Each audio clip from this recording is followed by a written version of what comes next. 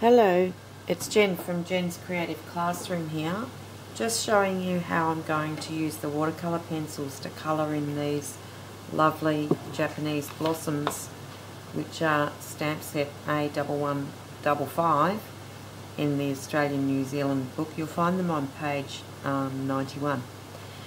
I'm choosing to use the watercolour pencils that Close to My Heart have. Currently they are out of stock, I believe, but what I'm going to do is actually lightly colour a section of each petal on this flower. And I don't need to colour the whole thing, and you'll see why shortly. I'm just going to very quickly go around and get this colour on.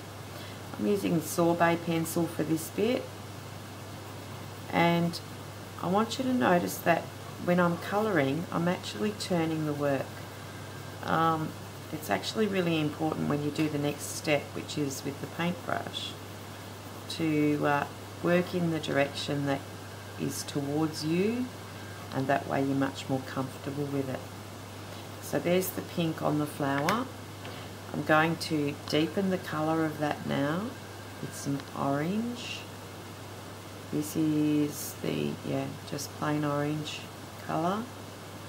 And you can see that that's going to be much stronger, and still it looks very patchy.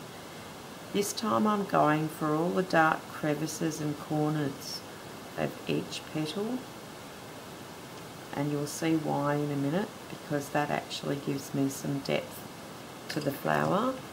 For the centre, I'm choosing to use honey, and I'm just going to colour that all in there with the honey.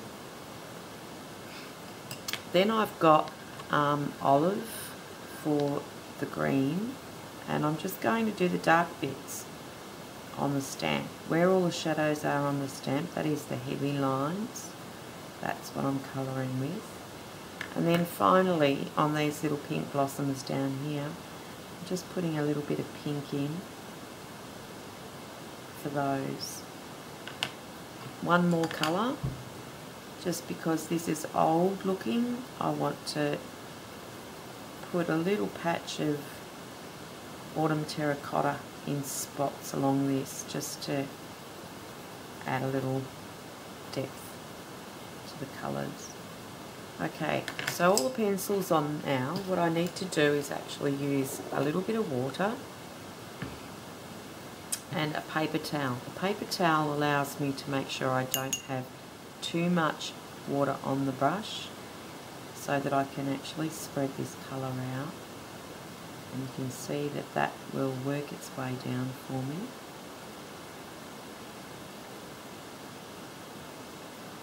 And where a circle is, you work in a circular motion. Where it's not, we can. Now this will pick up a bit of extra colour. Can you see that there? I don't know how this video is going. It's my first attempt to do a video with a tripod, so I'm guessing that it's all going to turn out okay. Alright, going for the flower now. I'm going to turn it around, move that out of the way, and you'll see that I'm actually going to pull that colour in the direction of the lines on the petal. And again, this one here, in the direction of the lines. And what this is going to give me is a nice graduated colour. Okay, if your brush is getting a bit dry, get a bit more water. Now this here, when I actually stamped this, I've stamped it with pigment ink, and I've given it plenty of time to dry. That way it won't actually bleed out. Okay, this one here is going to be a little bit lighter because it comes up the front. And turning again so that I'm comfortable with the direction, always turning that work. You can see there's pretty layers of colour in there. I'll come back and just play with this one a little bit more. That's a bit strong for me.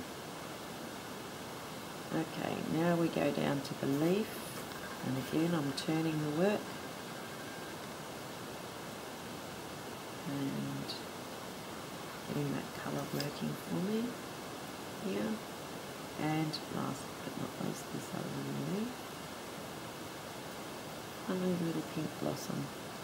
Just going to go in a circular motion here, and that's how you blend with watercolour pencils.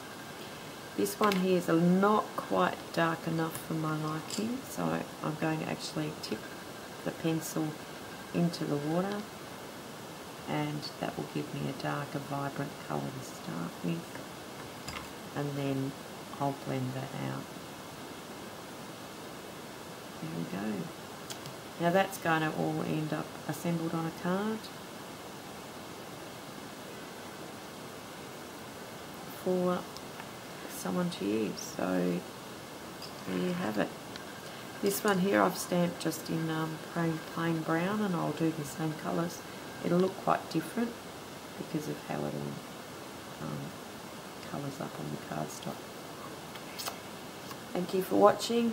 I hope that makes sense for you when I do my post on doing the Japanese Blossoms greeting card. Thank you.